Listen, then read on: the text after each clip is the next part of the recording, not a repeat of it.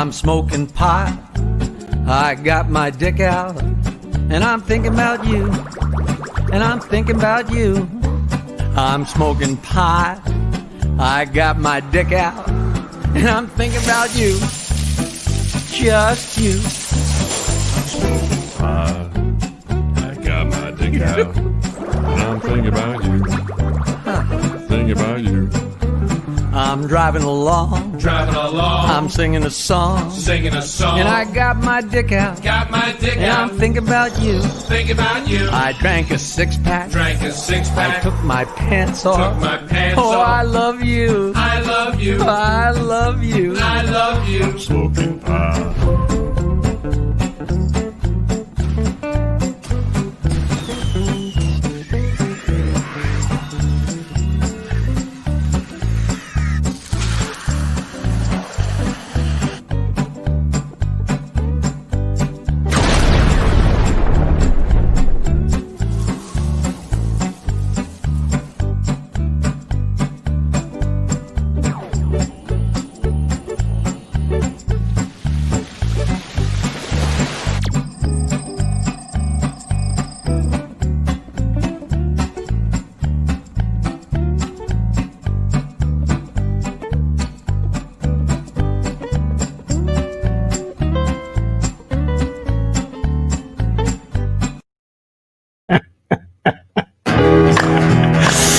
Oh, I love it. Finger banging.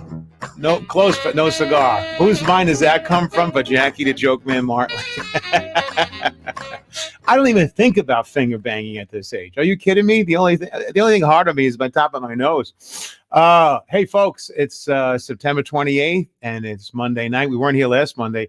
I was in the middle of doing another podcast, unfortunately, but I'm happy to be here tonight with the funny man, Jackie the Joke Man. And it's Monday night in the middle of the pandemic, and we're going to get right into it. Welcome. If you want to come in and tell jokes, of course, we'll give you a prize of something of some sort, or applause, or a big blah. So the link is up there. Look at that. There's already 16 people who just began. That's a beautiful thing. I'm putting the link up there one more time in the chat.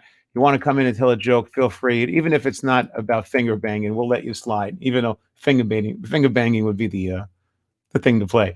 With that away, let me bring on the man of the hour, the partner in crime, the funny man of pandemic, Mr. Jackie the Joke Man. There he is. Hey, Jackie. I got to tell you, I've been meaning to say this for weeks and weeks, is you go through those pictures and they're all great. And then it just gets to the picture of me with I've got like two round breasts with nice nipples. It's like, they're not big, but they're like, they catch your eye. I'm like, what an odd picture. You're not supposed to look at a man's breasts, but my God.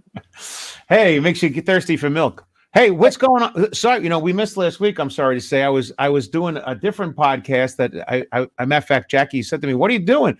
I had this gig where this guy asked me to do it back in like May or June, and I said, yeah, and it came up, and I didn't know it was the same time. I was like, it's shitty. So last week we didn't do this, so this is going to be even more fun this week. What did you do the last week or so? What's been going on with? I just sat here and waited till this week. That's it. You're just chilling. Okay. How was Slayton doing? Slayton was on the show. I had never met Bobby before, and he's a great shot out of a cannon. Great guy. Very. I never met the guy. It's so funny. Before the show, we went on the air. I have the dummy Smiley, who's the old man puppet, who's hateful and vengeful about everything. Slayton reminded me of Smiley the dummy. I was going to say that's redundant. The last time I saw Slayton, we were in Jeffrey Epstein's. Get the hell out of here. Yeah. For real.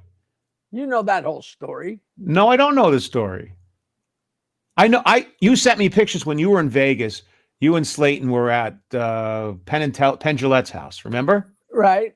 And you told me about that. And you said Penn was a really cool guy. And you were hanging out with him and Slayton, and you guys, whatever. And that was it. And I don't remember anything about Jeffrey Epstein. Tell me. How did we miss that? I probably did not send you that picture because I was probably so sure I had sent it to you so many times. So you were on the plane? Did you go to the island?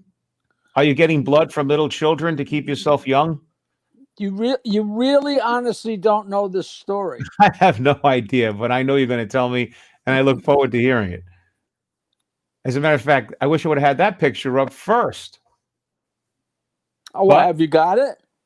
I have some other pictures, not that one. But I got John Newbert's here. Why can't ghosts have babies? Because they have Halloweenies. Oh my God! Oh That's my God! That's a great kid joke. If you're like 13, you know something that's really good. That's great for like that bar mitzvah age kind of thing where you can on the edge. That's on the edge for a 13-year-old. They have crystal balls. All right, I just sent you this picture. I'm sure you've seen the picture a million times. You probably just didn't think. I don't know. Charlie Fisher says some shirt. You like this? This is my Hugh Hefner smoking shirt. This is when I'm hanging out smoking. Even though I don't smoke, I smoke ribs. It looks like my grandmother's couch. Beautiful. It does, doesn't it? It's like that old lady kind of thing. You know, all my favorite T-shirts are all getting the worn ring, and I mean, and all together, they're all.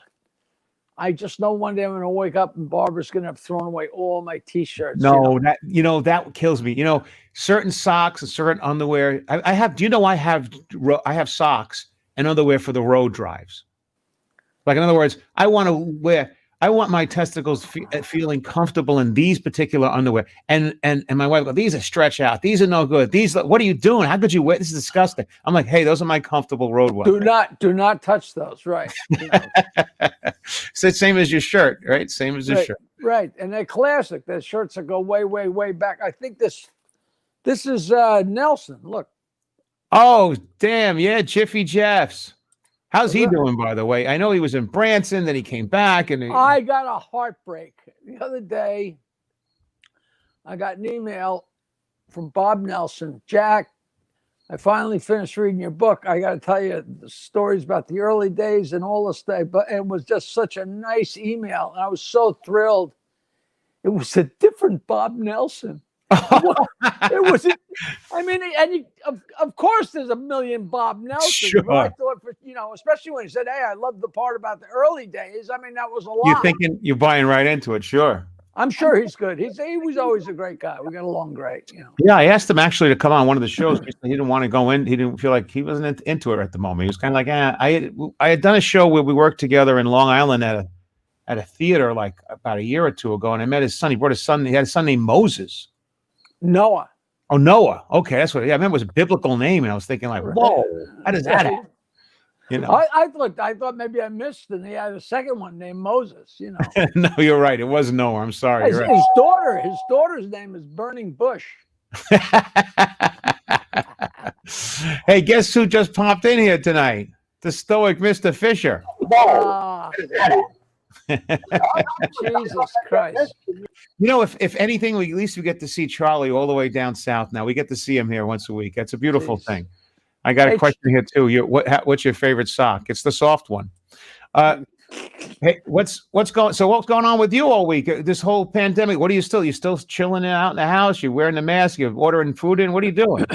I doing the exact same thing. It's a couple days it's been winter, like I keep swimming and keep swimming. The water, like today, the water was like hot, but there are a lot of 50-degree nights, so it's a little bit weird, but we're hanging in and having fun, and nothing changes. If you have something different for dinner every night for 3 weeks, it still comes up 3 times in 2 months. You know what I mean? A lot of people don't know it, though. People don't know, Jackie. You live in Bayville on the water. The water. And you go swimming every day out into the ocean. It's Long Island Sound. David Feldman didn't do his podcast. You realize this is not right. We are doing a podcast on a Jewish holiday. Oh, it's Rosh Hashanah. It is Yom Kippur. It's Yom Kippur. I always used to say Rosh Hashanah is you have to get Rosh Hashanah before it gets dark. And you did, because the traffic. There was like one place on Long Island. Well, there must be a bunch, but one place on the way home where, it must be people that go to church or go to temple once a year. I don't know. It's Yom Kippur. This is the Day of Atonement, right? The Day of Atonement. Yeah. I saw my ex-wife was down at the water throwing rocks in the water. And she said, yeah, her boyfriend's Jewish. And he said, listen, sometimes on Day of Atonement, it's a good idea to throw rocks into the water and make wishes and make apologies and stuff like that. And then she went to see her mother, and she said, I had to come down here and throw some more rocks in. And she said, are you here to swim, or are you doing that too? I said, no, I'm a tone deaf. I'm not doing that. Yeah. Charlie just said it ended at sundown. It's over. The Yom Kippur is done. We're finished. That sounds like a John Wayne movie. It ended at sundown. It ended at sun. It's interesting too. I don't think they're supposed to fast for like so many days, right? There's you're not supposed to eat for so long or whatever, which is tough for the Jews not to eat. I mean, they're like Italians, the Jews, they love to eat. Of course, we all love to eat, but the thing is, sometimes you go a whole day without eating because you're busy and you're running around, and it never bothers you. But if you know you can't eat, and they tell you can't eat, it somehow it's a lot tougher. You know what I mean? Yeah, it's like anything else when you're a kid in school, right? Hey, so listen, why did you come up with this name tonight? Finger banging. Well, you know what? I always thought that finger fucking was very funny. I just think I remember that I wasn't very advanced, and I was on the high school track team, but I was on the junior high track team in 7th grade, and I was the only pole vaulter, and I come from a little school, and they used to pick me up in a bus, my own school bus. They'd come up these Storis 2 miles and bring me down so I could be on the track team, because we didn't have a track team. We were a little school. And you actually were a pole vaulter. Oh yeah, and we're in the I had been with a girl, and I'll never forget, Tony Cirilli said, "Did you finger fuck her?" And I just thought that was the funniest, the wildest expression. Like, I don't even know if I thought about putting my finger in her, but And then when somebody, I don't know whether me or somebody, when they said finger bang, I'm like, that is way, way funny. Finger bang is funny. Way, way, way funny. It still is. It still is. There's nothing like it. There's nothing like putting your finger in there. I don't care. It never gets old. Wow. Maybe for the women, not for the guys. No. But this is the perfect theme for a Day of Atonement. Right, finger bang. Absolutely. I was thinking about it today. I was thinking of finger banging jokes. I started thinking about it, and you start going through your Rolodex in your head of jokes and fingers, and there's so many jokes, but not necessarily a million of them about finger banging necessarily. It's a limited. It's a small. My favorite is the guy's on a date with a girl, and he puts in his finger. Right. And she says, "Put in another finger." He says, "What do you want to do? Whistle?" Which is just. I thought you were going towards the one with he says, put one finger in, put another finger in, put one hand in, put both hands in, and try to clap. And you go, "I can't." She goes, "Tight, huh? Tight." That's where you were going with that. You gotta love that. Another great joke. Speaking of finger jokes, so this is, you know me, I'm not a political person. I try not to get, so I figured, let me do a joke about one, I'll do a joke about the other. Because tomorrow night is the big fight. Big fight, yeah. Right, it's the big fight. And I'm not going to be able to see it. I have a show I have to do. But I'm actually going to tape it when I come home. So I started thinking about it today. So what's the difference between Donald Trump and someone working at McDonald's? The guy at McDonald's has to pay income tax. Okay. So that's my Trump one, but it's only fair. I'm an equal opportunity abuser. Now this one, I thought you were going to say it like over 30 billion told. Talking about his lies. But here's the other one. I wrote this today. Ready? This is like a rewrite of something else almost. So I go over and I see Biden. I go, "Hey Biden, you want to hear a gay joke?" And he goes, "Come on, man." Think about it a second. I don't get it. What do you don't get? Come on, man. Oh, Jesus. Oh. Yeah, but the point is, in those interviews, I know that. Right. So I thought that's a beautiful combination of you want to hear a gay joke? And he goes, "Come on, man." Come on, man. And you're like, "Oh, you heard it already. Thank you." Did I not set it up and take it around? Right. Maybe you should have done a little differently. You're the pro. You tell me. You're the guy. No, I don't know. Okay, you don't know. I'm so old. So OD'd with that whole. I hear you. Knock, knock. Who's there? Finger bang who? Your mom. Thank you, John Hunt. This guy's name is Hunt. He's off by one letter. Very good. finger bang your mom. Yeah, very nice, very nice. On the day of Kippur. So you've been hanging out. You doing a lot of those, of course, the cameos and stuff. I've been doing a lot. I did 3 cameos yesterday and 5-star reviews on each, which is really great. You know, it's really funny because one of them was for a friend, a book by his sister. And I don't know if that counts. I feel bad taking the money, but you know, if you do it that way, then it gets sent by Cameo and it's much more official. You know what I mean? It's the whole deal. But I still enjoy doing those things. How long are the cameo bits that you do? How long are they? Like when you make this little joke 3? I mean, because some jokes are long, some are short. Like how long do you make them? You know, I usually throw in a couple of extra jokes. Those are supposed to be a minute or a minute and a half. I make them like 2 minutes, 3 minutes. The one I did for David was like 3 minutes, you know, because I'm like, you know, once I start talking, you know, I'm just yakking, and you know, and you had another joke, and you know, it's like you're standing at the bar, you know, and you're thinking of a joke, and you're thinking, you know, a lot of them are just go-to because they're the ones that work the best, and you know, and then I know I'll leave this one out if they want me to take it easy, and I'll throw this one in if they want me to get a little extra crazy. And you always make it along the lines of, you know, this guy was a pilot and this guy was a fighter, and you know, and you just throw in a couple jokes that are along that flavor, and they go nuts. But it's, you know, it's effortless. You know, it really is. You know, you know, the guy was a pilot and he got such a kick out of the joke. You got to know this. The plane is coming in for a landing, and the pilot's freaking out, and he's like, and he's sweating, and the sweat's jumping off his brow, and he's like freaking out. Okay.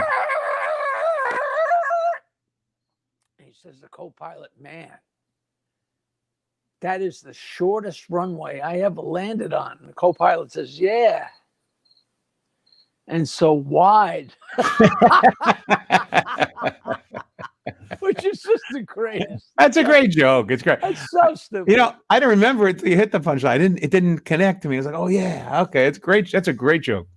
You were just talking about a bar. I was remembering there was this great joke about a guy. You're hanging out with your wife at the bar, and a guy comes over and he goes, "Hey, $200 for your wife."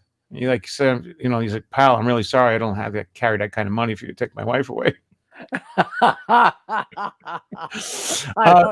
That's, you know, about the Arab sheik, the guy and his wife are on vacation. The Arab sheik says, "Your wife is so beautiful. Oh, I'm in love with your wife. Right. I must have her. I will trade you her for her weight in gold." And the husband says, "Got to give me a few days, pal." He says, "To think it over?" He says, "No, to fatten her up." which is never not funny. No, that's like, as a matter of fact, you know, so these fat jokes that I even have some really funny ones I wrote with the dummy, and you throw them out at people, and then the whole crowd, like half the crowd, just hates you. You can't do that. You know, there's like certain things that are, it's like illnesses, overweight women. There's certain things you just don't go near. Oh, fuck. You know, my favorite, the worst fat woman joke I ever wrote was the girl was so big that at the bottom of her cunt they spoke Chinese. I love it. Which is horrible. If I was Otto and George, I'd be doing that kind of a joke if I had the opportunity. I was looking through Jackie's joke hunts the other day. I got all 400 scripts right in a row. Wow. And I was how many great jokes? Laughing out loud. And, you know, the fake emails we had, you know, hey, you know, God. I got to say, Ian is the greatest combo host working with. Yeah, he keeps saying how much he loves this show when he gets come on. I'm like, where the hell have you been with your? Yeah, let him come in. He's running around. He's working. You know, I see him on Facebook shooting videos and stuff like that. Yeah. We just got a look at that very kind comment here, and it said, "You both have always been very kind to fans and air conditioners." Yeah, fuck the fans. Cocksuckers. Craig Nye says, "Is that Kenny Rogers with you, John?" Hey, all right. You want to play a game? Sure, let's play a game. I'm bad at games, but go ahead. This is the amazing Mr. Knows a Lot. Mr. Show Knows. business and sex, truth or bullshit. Okay. The amazing Mr. Knows a Lot. Show business, sex. Show business and sex, truth or bullcrap. Well, set me up. What do am I supposed to do something or Just say true or false. true or false? Got it. Okay. If an average human scrotum was stretched until all its wrinkles were smoothed out, it could hold a basketball. False. True. No. But please do not try this at home. I was just thinking All about right, let's do another one. The head of a man's penis is made of the same sponge-like flesh as his earlobes. I don't pull my earlobes. It's the same as your earlobes, the soft, fleshy stuff. You know, I would kind of believe that's true. No, that's false. But it can also swell up to the size of a basketball. All right, we'll do one more. All right, go ahead. We used to do these on the Joke Men. So much I fun. love it. I love it. The first time Marilyn Monroe gave oral sex in Hollywood, the lucky recipient was Gene Autry. False. Right. It was Gabby Hayes. Well, it was Gabby Hayes who blew Gene Autry, and Marilyn was pulling a train in a mobbed-up Chicago brewery. Yeah, a little fun there. I don't remember that from the show. I don't remember that at all. I listened to every single show. Every single show. Yeah, we did The Amazing Mr. Knows a Lot, and we did All Hail. We'd pick somebody and do an All Hail, and we had this little Asian girl that used to come in who did bad sex advice. Asian girls with bad sex. So much happened in 400 shows. I mean, and all the scripts are sitting right there. We could just sit there and read them, but have a good time. Yeah. Joey Cola says, "Hello, boys." Suddenly, we're young men. And by the way, you're asking us questions, and people are going true, fake, false. True. People are actually doing it right. Oh wait, Manny, there's your friend, Manny. Guys, I love your comment, but I keep my act free from vulgarity and profanity. The other day, after someone in the audience said that I should pepper up my act curse words, that it would be funnier. And she knows because for work, she talks in front of 1,000 people. And I said, "Oh, yeah? Tell that to Kevin James, Jerry Seinfeld, Brian Reagan, Jim Gaffigan, Ray Romano." I remember I all of comment. What do you think about that, Jackie? That people need to pepper up their act or not? Well, I think Manny's a cunt. There you go. Okay, Manny, true or false? Go ahead, Manny. You answer. The distance sperm travels to fertilize an egg is 3 to 4 inches. All right, Manny, in the comments, please answer. Let's see what he comes up with. The distance sperm travels to fertilize an egg is 3 to 4 inches. It takes him like 3 to 4 minutes to say yes or no. And he's not responding yet. Brad Larry's, Jackie, you sound almost like Richie Minervini. No, he sounds like me. Hey, by the way, while Manny's trying to come up with an answer, I found the picture here. And look at this. Speaking of Minervini, check it out. Ah. There you go. By the way, you look better now than you did then. Did you ever get the picture I sent of the Jeffrey Epstein gang? What? Where'd you send it? To my email? Oh, you sent it to my phone. How am I supposed to get it up here from the phone? Oh, I didn't know that. That's okay. Oh, here you go. Okay, I see, what's his name from Boston? Jay Thomas, Woody Allen, and your friend. Yeah, there's no Epstein there. No, just Jeffrey Woody. Epstein took the picture. There's Woody. That's Nick DiPaolo, Bobby Slayton, Woody Allen, Jay Thomas, and me. And that was taken by Jeffrey Epstein at his apartment. Get the hell out of here. You didn't know that story? No, I saw this picture before, but I didn't know it was taken by Epstein at his apartment. Is that crazy? How was that? That's so insane. Wild. It was so fun.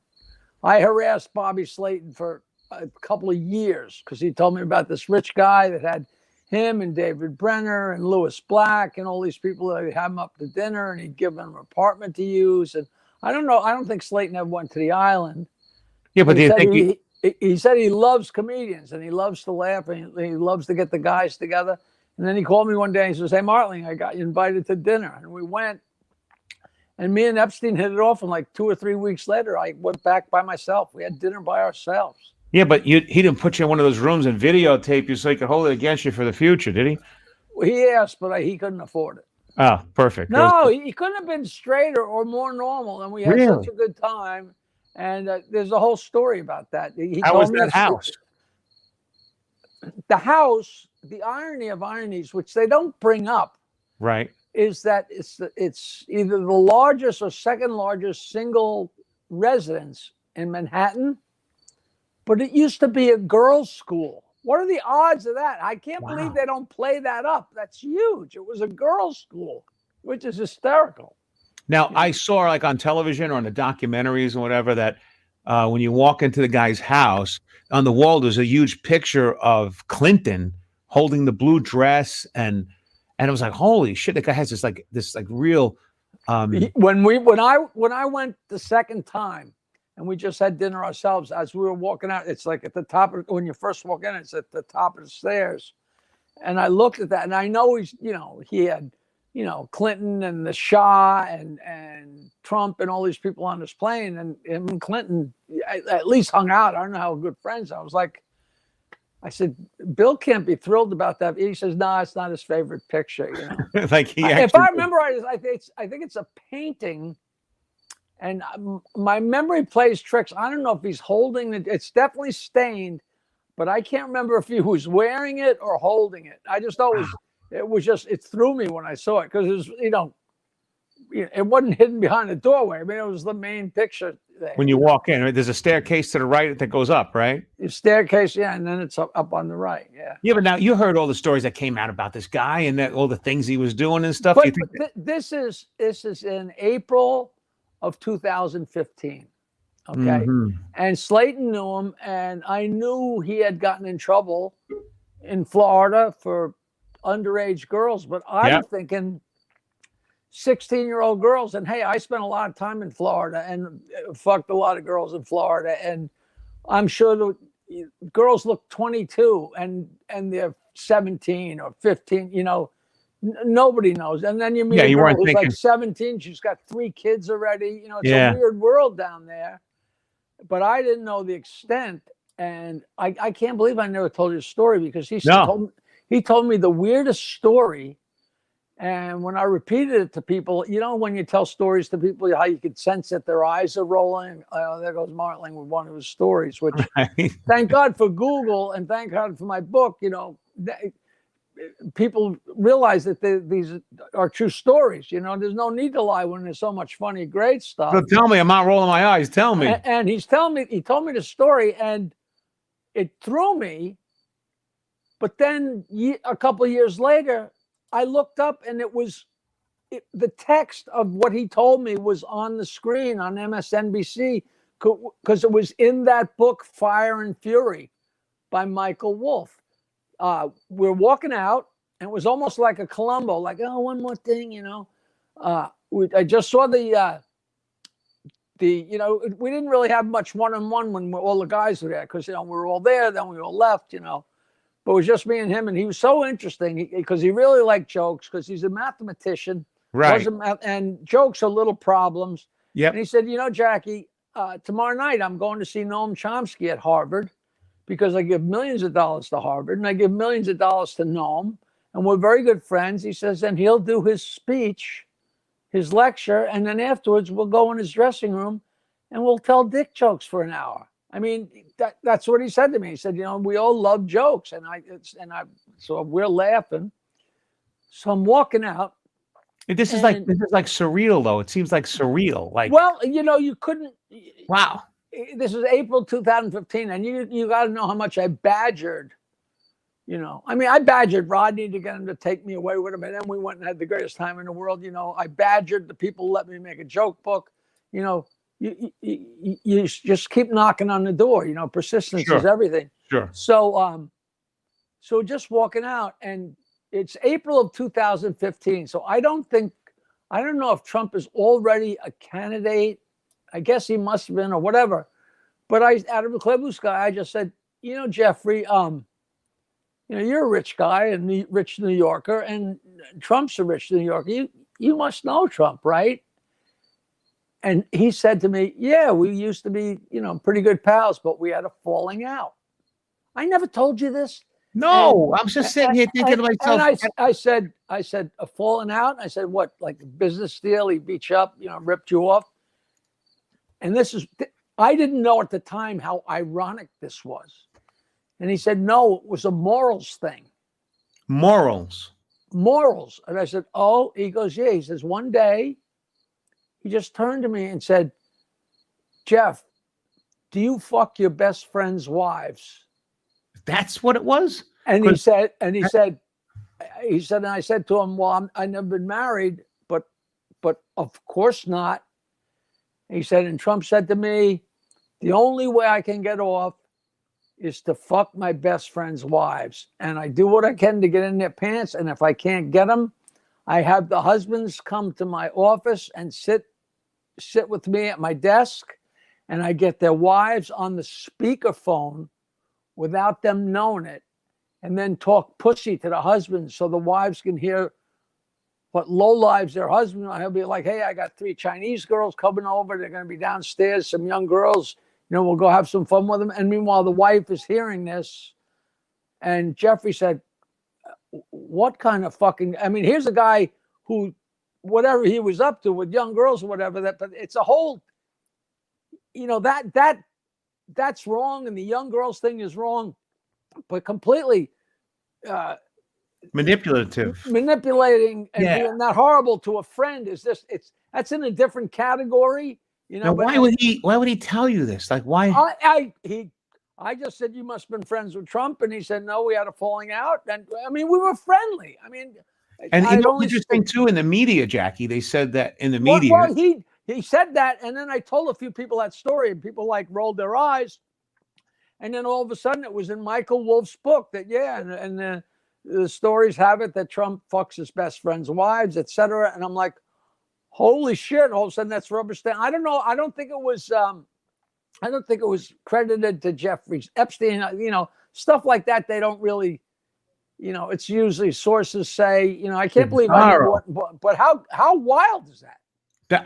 It sounds crazy. It sounds crazy. Then again, everything has happened with that guy is crazy, from what I understand. But I didn't know at the time. I found out later. You know, him and Trump were double teaming young girls. And the girls were all ready to have a press conference out in Los Angeles. And at the last minute, they changed their minds. And their lawyer was Lisa Bloom, who was a big time feminist attorney. And it was the whole thing that was Jane Doe. But, you know, the things fall apart because it's like, oh, well, Trump and Epstein took advantage of me every time I went over there. It's like, wait a minute. What do you mean every time you go? Yeah, right. Yeah, right. Yeah. Because they're millionaires, and women wouldn't want to hang around millionaires, of course. I mean, that's the nature of, it's always been that way. You know, but I mean, who knows? Jeffrey Epstein certainly didn't commit suicide, but it's one of those things like, you know, the line is around the block of people that needed him out of the way, you know. I tell you the truth, I don't think he killed himself either. I think he had a lot of information on a lot of people. That's what they said. He would bring people over, and he would have tapes of them banging or whatever people, and that was not going to come out. No, you know, between the Shah and I don't think Bill Clinton would have hurt him, but you know, like Trump and Prince Andrew, you know. What about, not even that? What about the girl Ghislaine Maxwell? That who knows what's going to come out of that mouth either. I can't believe she's still alive. You know, her clock is ticking. You know, I totally agree with you. Wow, that's amazing. Let me just tell you. Now, when you went to that guy's house, though, you had like get a butler and people like cook. You know what it was. Forget about Jeffrey Epstein and forget about it was the greatest group of people to be having a fucking lunch with. It was Nick DiPaolo, Bobby Slayton, Slayton's wife, Jeffrey Epstein, Woody Allen, Soon Yi, Jay Thomas, and me. Just imagine. Now, I don't know. Do you know Jay Thomas at all? No, I know of him. I never met the guy. I always do you loved know the about Brady. his Lone Ranger bit? You know, I know he did the Christmas tree every year with meatballs and he. What was the? Yeah, there was a Lone Ranger bit. What was the Lone Ranger? He told the Lone Ranger bit every Christmas for 25 years on Letterman. On Letterman. Yeah. And we're talking, and Woody Allen's going, "Yeah, I never watched Saturday Night Live. I've never watched any TV. Blah blah blah." And everybody's like, come on, you had to have seen Jay's Lone Ranger bit. And he said, "No, I'm sorry, I really don't." And I had never seen it. And fucking Jay Thomas did his classic Lone Ranger Letterman bit right there at the table, like a command performance for Woody Allen. And, you know, it's you know what? It's not a 30-second thing. You got to Google it and watch it because you'll be thoroughly entertained. You know, Nina Levy goes, Woody Allen is a freak.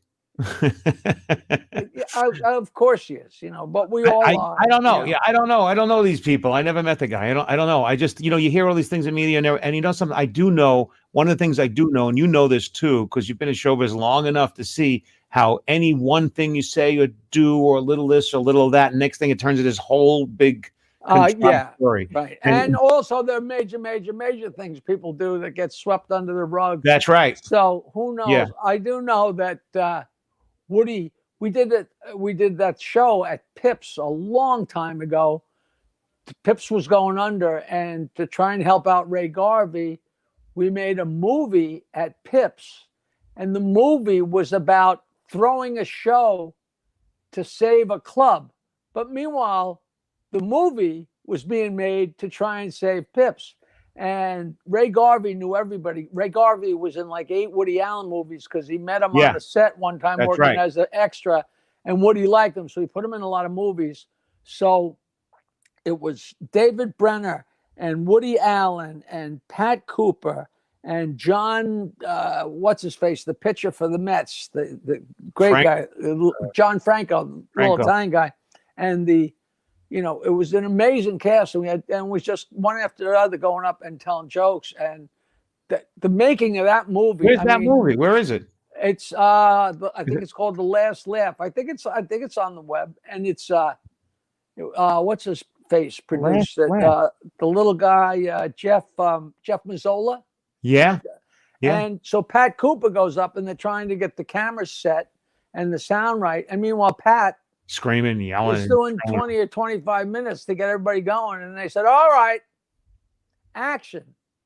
That's like, what the fuck are you talking about? I just did my act. He had just done his entire act, you know, but the cameras weren't rolling yet. And there was a big fight, and Pat got all pissed off, and Pat stormed out of there, and he's not in the movie. You couldn't make it up, right? So at the end, they said, Jackie, tell a bunch of dirty jokes, and we're going to shoot from the outside. So the end, when the credits roll, you're seeing the stage of Pips, but taken through the plate glass from outside.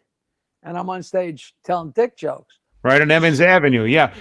Tell me the name. So I go up there, and they say, just do a whole bunch of dirty jokes, and we'll just tape it so we can run the thing. So I'm up there, and I'm rolling off, and they want me to be, so I'm working to the boys, you know, it's the end of the show, and I don't even know if they're going to use the audio. So I'm killing, and a bunch of the Sopranos walked in. Wow. And not Gandolfini, but Sharippa and Tony, Tony, whatever his name is, and Michael, you know, all the names are the same. But Tony, what's Tony's name? You know, Tony Soprano? Yeah, no, Tony, the guy with the gray hair, Tony. Yeah, the scary guy. Yeah. So he actually went to jail in the 70s for double murder. Literally went to jail for double murder. And I came off stage, and he's a good guy. I know those guys, not real well, but I know most of them. Jackie, I just found the trailer for this thing. Right. So listen, so Tony comes up to me and goes, Jackie, you know, because I just did all these dirty jokes. He comes up and says, Jackie, you know, you're really fucking scary. I said, what are you talking about? I said, those fucking jokes, man. You're scary. I said, Sirico, You murdered 2 people. You went to the Who Scout for murder. And I'm telling naughty jokes. Yeah. You're fucking scary, Jack. I'm telling you, scary. I love that story. I got, you know something? I got the trailer here. Want me to play it? It's like two minutes long. John Mulrooney was in the movie. He's hosting it, who I just spoke to last week, by the way. Look, let's see if I could show you this. You ready? Here it is. All right. That's it, Jackie. And let me just play some of But this. he never was on the stage. No, he's sitting there looking like People do stand up, and especially in a room like this. We are one colossal bucket of shit. It's a fight. It's a knife fight. Side, stop winging chair. There's a boxing. holy shit. IQ is about 55 points lower than everybody else on the planet. It just seemed like the club that time forgot. I've seen people leave here crying.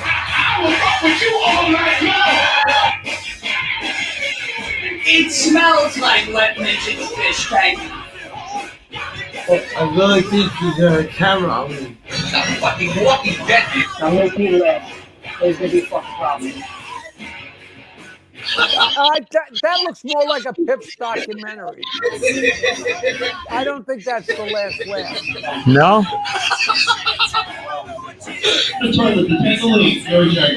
Your jaw's broken, three, your ribs are fucking black. I fucking do. Hit that fucking thing. That's like a movie, man. That's like you do. I'll kill somebody for you out. That's it. You're a compulsive liar. You can't help yourself. Oh, I'm knocking you out. I'll knock you out. In the darkness, nobody laughing, and the one thing you hear is him mocking you.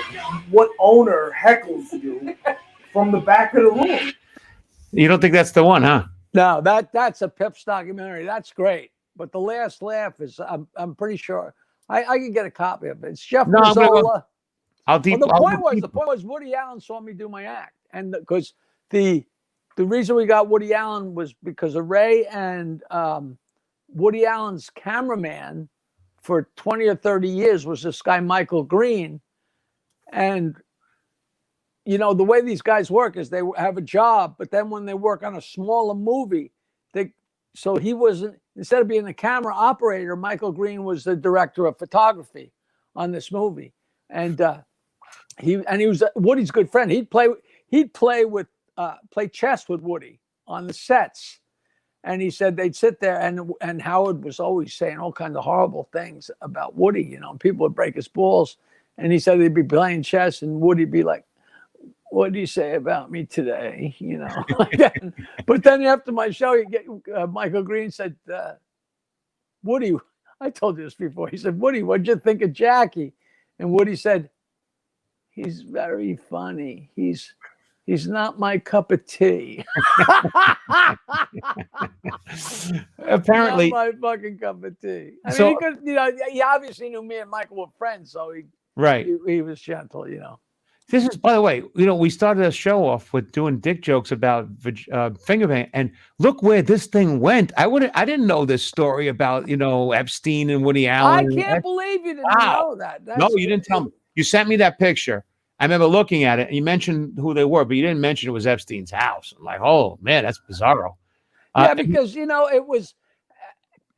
It would take so much to explain who he was until all of a sudden now, the entire world knew who he was. But that was Right. that. Believe it or not, that was somewhat recent. That was 6 months ago, or maybe more. But that wasn't 3 years ago. You know. right. Me and him exchanged a lot of emails, and I always delete all my old emails, so I don't have the old emails from him. Because I was like, "Come on, let's get together. Have me over. I want to come." When I went over to his house to eat, he had a young boy, not a kid, but like an 18-year-old kid playing piano, because he's some kid who was going to music school, and Jeffrey was paying his tuition, and the kid was practicing his piano while we ate. You know, it was just very on the up and up, very great. You know, you're going to be accused now of being part of the Illuminati.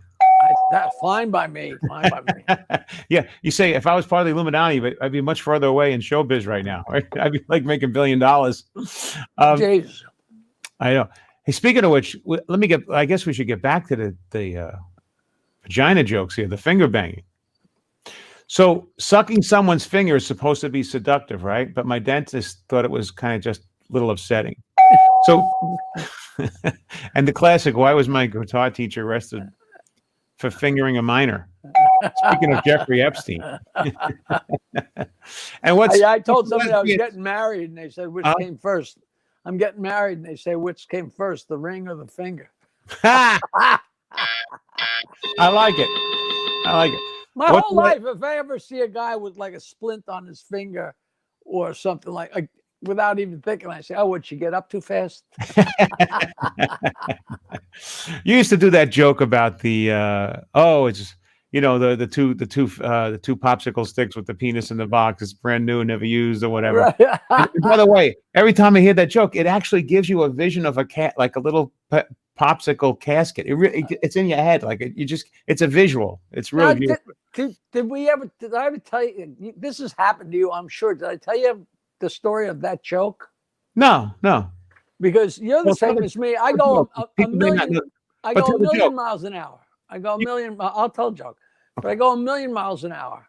And if you're a comic and you have an act, you know the responses.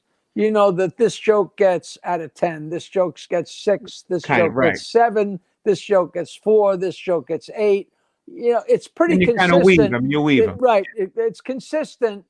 It might be a 2 and a 3, but they're always relative to each other, right? Right. So I'm downstairs at a club in Jersey in like Lake Hopatcong, and I'm rolling like a freight train, and they're packed down in this sweaty bar in like 1979, and I'm killing. I'm just having a great time. And I got to a joke, and it got a laugh, but it didn't get the laugh that it should get. If I'm doing this, it was usually here, and it was this, and it was here. And it wasn't that they didn't laugh, but it was like something's wrong. Right? Yeah. So I always tape recorded myself with a mini cassette recorder, right? Right. And I'm listening on the way home, and I almost drove off the road. All right, let me tell the people a joke.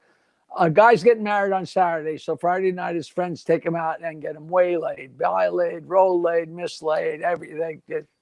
Get his brains banged out. And his dick is a mangled mess. And he's getting married the next day. His dick is a mangled mess. He doesn't know what to do. So he takes 2 popsicle sticks and puts them down there and wraps the whole thing in adhesive tape.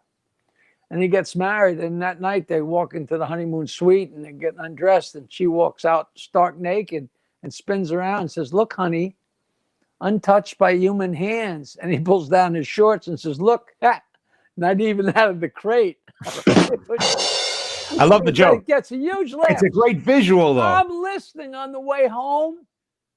I never mentioned that he put the popsicles down there and wrapped it in the tape.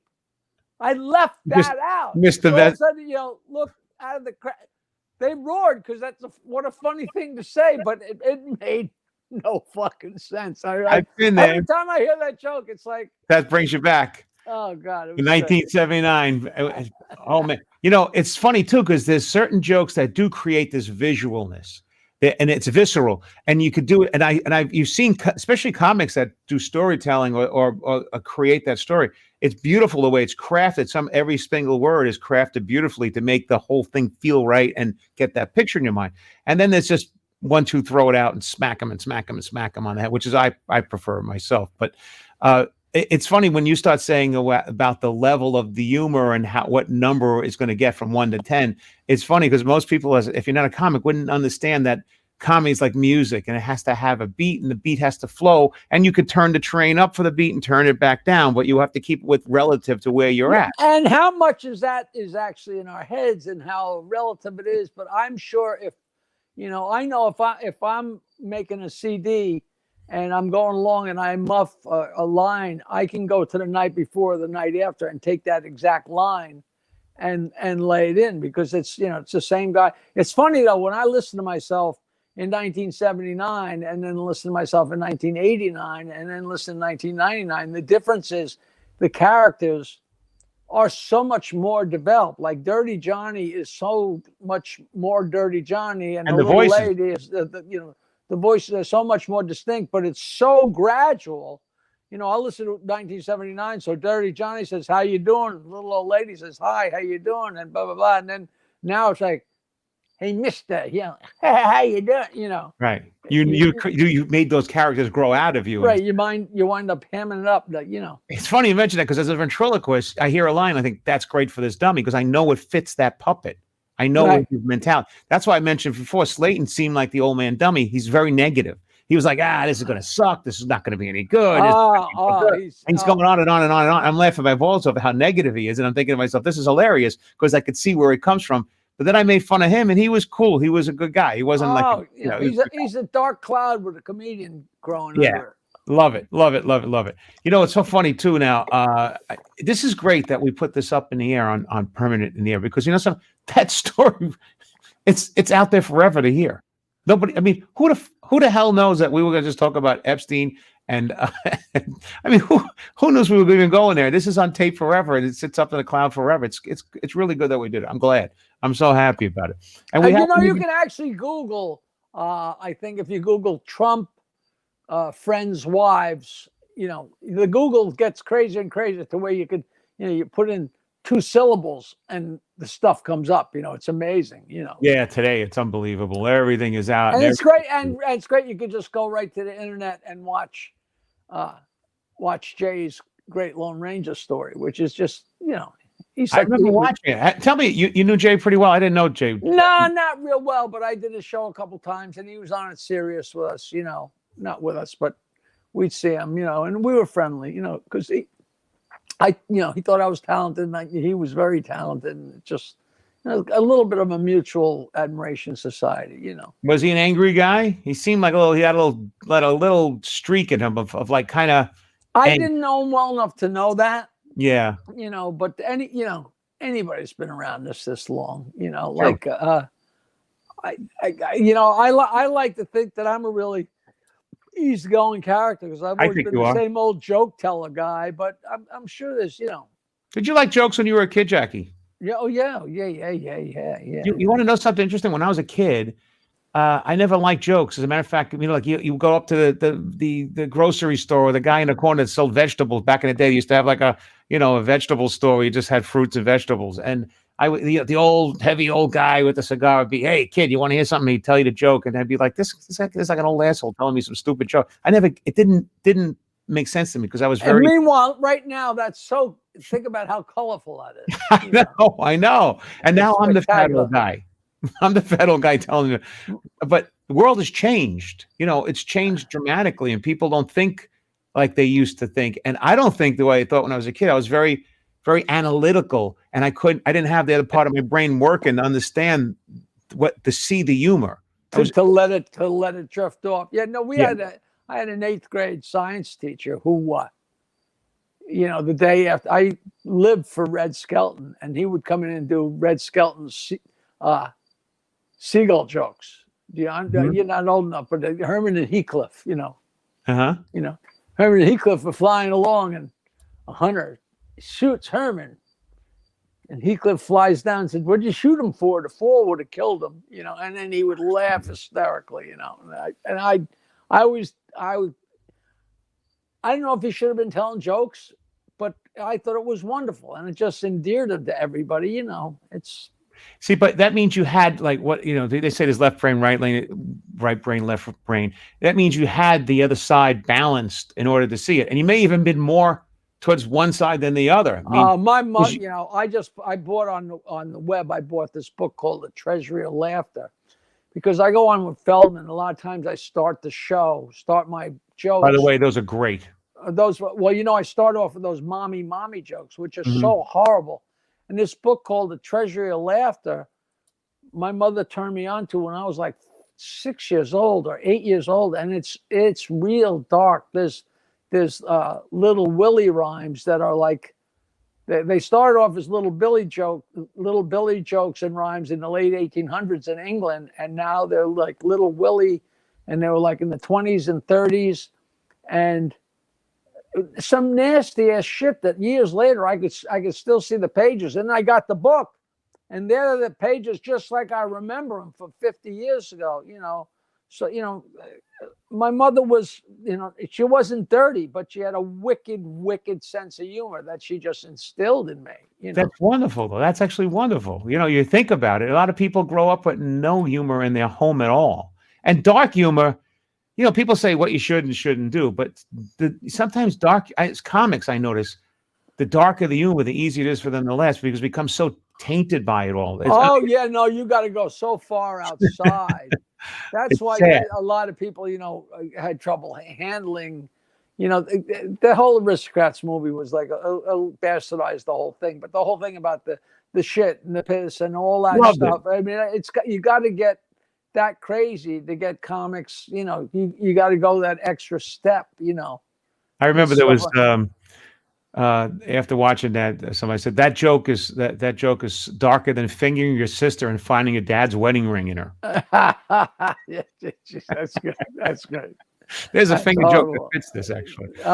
Jackie, we only got like 3-4 minutes left already. This is terrible. Matter of fact, it's good. Well, there's a couple of comments. Only positive COVID is hearing guys every week. Love Jackie's stories. See that? There's a Joe loves the stories. You know what? I did a podcast the other night with some guy. And one of the comments was somebody said, boy, that Jackie Martling really loves himself. Way to go. You did a great job of reining him in. I'm like, what the fuck was he, all I did was answer the guy's questions, it's crazy. So it's nice. It's nice to have it counterbanked, like Daniel Miller, you are dark humor. He is dark humor. He living in Canada. It's dark there 9 months of the year. As a matter of fact, Lauren, that's why I bring my son to both of your shows. Thank you, Lauren J. Cook. As a matter of fact, Lauren did bring us.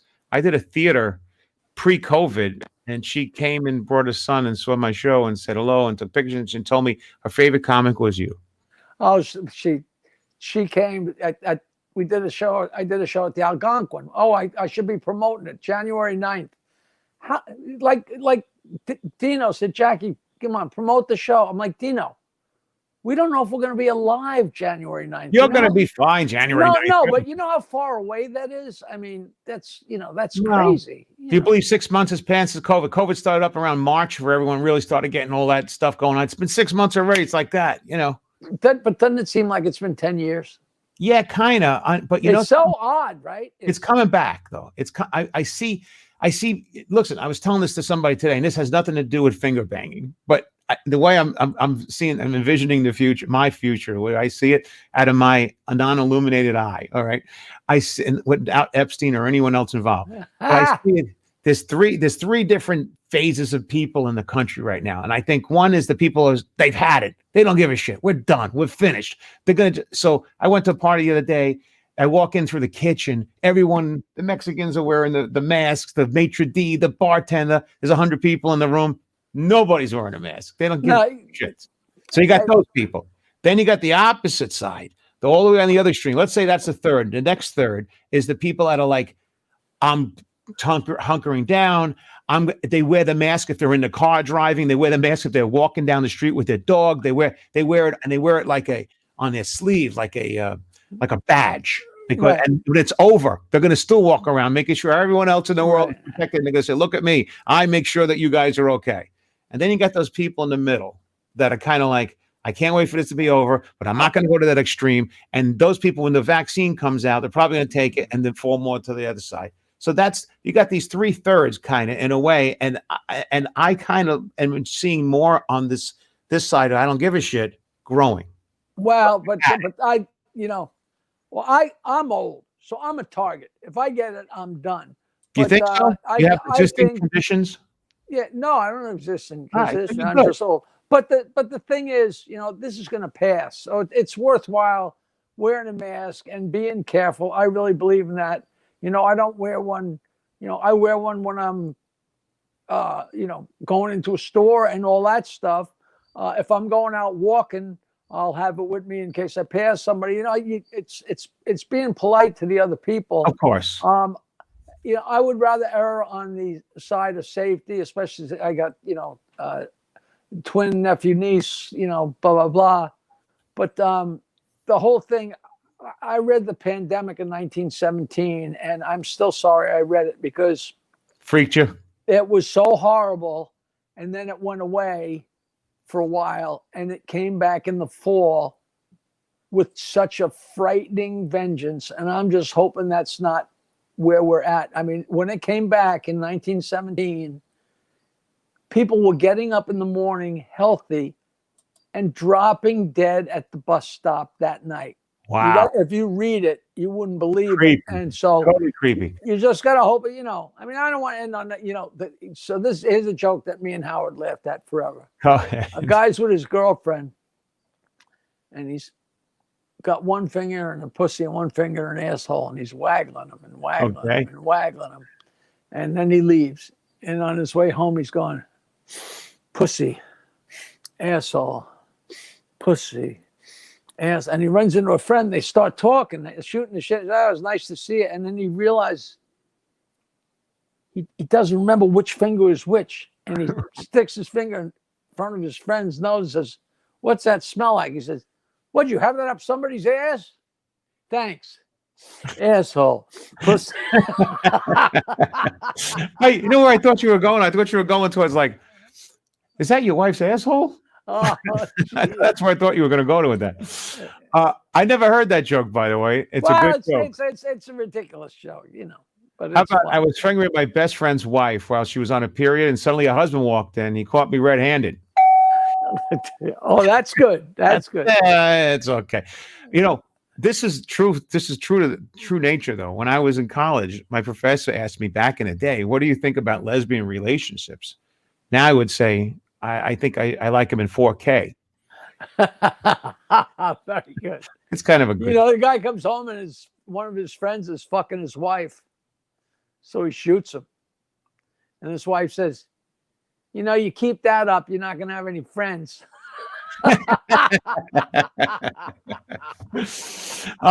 See, Jackie, we're at the end. We're at 1 or 2. By the way, today was a pleniforia, if that's the correct word. Is it pleniforia? Is that right? Plethora. Thank you very much. A plethora. When your lips are broke, it doesn't work that well. Yeah, I understand that. But it's actually information that's so bizarro and weird and great. I'm happy that this is more entertaining to me than the people watching. I'm sure. But hopefully, next week we'll talk about Jaco Pastorius. Do you know who that was? You know who that is? Yes, I do. Yes, world's greatest bass player. Yes, I bumped into everybody along the way. Everybody. So much fun. What do lesbians do when they have a problem? Finger paint. No, they finger it out. Oh, Jesus. Go on, hit us one more before we leave. Wait, let's go. Any more finger banging? One more? What do you call a lesbian with thick fingers? Well hung. Jackie, we'll see you next week. And where do we find you? Cameo. Cameo.com/Jackie Martling. And, I had two 20-year-olds the other day. Two 20-year-olds. Like, I thought maybe it was a couple of regular Stone fans fucking with me, like, oh, let's see if Jackie thinks it's really two young guys. But it was two film guys that are going to Harvard, and they're film school guys. And they said they're huge Stern fans and especially huge Jackie fans. And I said, so I did the cameo for them. I didn't know this. I just did the cameo. Right. And I was so worried. And then I got an incredible email from this kid saying, they were such big fans and they really loved it. Yak, yak, yak. And I wrote back and said, look, give me your address. I'll send you a book. I was so thrilled. But I said to the guy, do you understand? When I left the Stern show, you weren't born yet. That's how old, huh? This is like a 20-year-old kid. But they were huge fans because as time goes on, the new Stern fans are going back and looking at the old stuff, and they're freaking out and they love it. So I'm getting a little bit of a bump, Which but you got all the people that are suddenly so woke and they're not allowed to laugh and have all these things go on, and then you have a bunch of people that are just like, I'm going backward, enjoying the past of what's funny. What's naturally funny is funny. People are trying to. We were watching MASH last night, and great. The movie, which is so great, and they go and get this ringer to help them win the football game against the officers. and he's a black guy named like Search a Watcher or something, and they just call him Spear Chucker. But it's so funny and it's so hard. I mean, it's all harmless at the attitude. time. It's Right. all attitude. Yeah. You know what I watched last night? Groucho Marx. I went on like Hulu's. I was watching Groucho Marx, You Bet Your Life, because when he used to interview those people, he was sharp and he was so on point. I sat there and laughed for like 2 hours. Okay, John. Loved it. Okay, so I used to sit there and write jokes for Howard, right? Yeah. When Groucho interviewed those people, there were people standing off to the side with immense piece of cardboard with all the fucking ad libs. No. Oh, you're just taking my the air out of the sail. I don't know if it, just like with me and Howard, I don't know if it was some of them, all of them. Some of them here. Who knows? And most of them were actors. But what difference does it make? Because the point is, you weren't buying what he was saying. You were buying his character. That's you true. Were buying the leer. The delivery. And, I like my cigar, but I take it out once in a while. I mean, it's funny too. There's like sometimes I'll go do a roast. I did a roast in Long Island and when I do the roast, you write all this material and you get it all in this, you get it all in your head and I may like read off a sheet of the roast to the people, and then I'll take the dummy out and be doing stuff and then create the situation that I need to pull that joke out to hit it. You absolutely build around it. Right. There's a lot more to it. To build a house, you don't just go out and start pounding nails. That's right. But the point is that when it's done, people come and go, "You are the quickest," and meanwhile, it's not you're the quickest. You're prepared. Is what? Abso-fucking-lutely. Right, and prepared makes you look like a genius. But I've actually seen. I didn't just read that like some Groucho writer who was upset who wrote. So I mean, I've actually seen either video or stills where you see the set and you see Groucho there and you see the people holding up the boards and what's worse than a heart attack? Give the Snows the answer. I tell Nick, I don't care. I'm going, John. I'm going to go in and watch part 2 of you do that, Jackie. The Comey thing. And tomorrow night, enjoy the with popcorn, the big debate tomorrow night. We'll get you if they want to come see you at cameo.com/Jackie Martin. And it's always way too much fun, Jackie. You have a great week. I love it. I know. Love you back. And eventually we will do a show together. Can't wait. I'm here. I'm ready. And my hand is dry and clean. Charlie Fisher's gay. See you next week. Ciao.